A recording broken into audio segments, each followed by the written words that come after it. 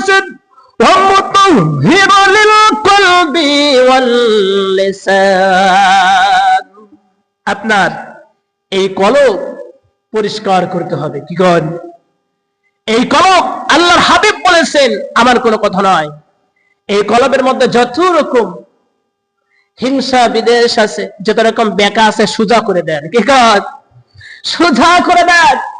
আর 2 নম্বর হচ্ছে আপনার এই মুখকে সংযুক্ত করেন। কি করেন?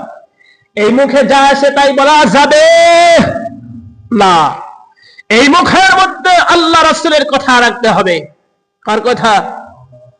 1 নাম্বার হলো আপনার কলবকে পরিষ্কার করতে হবে।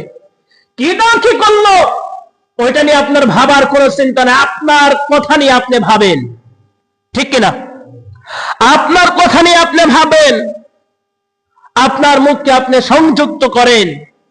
যদি হেফাজতে করতে পারেন, আল্লাহর হাবিব বলেছেন অবশ্যই আপনার আমলগুলো গ্রহণযোগ্য হয়ে যাবে।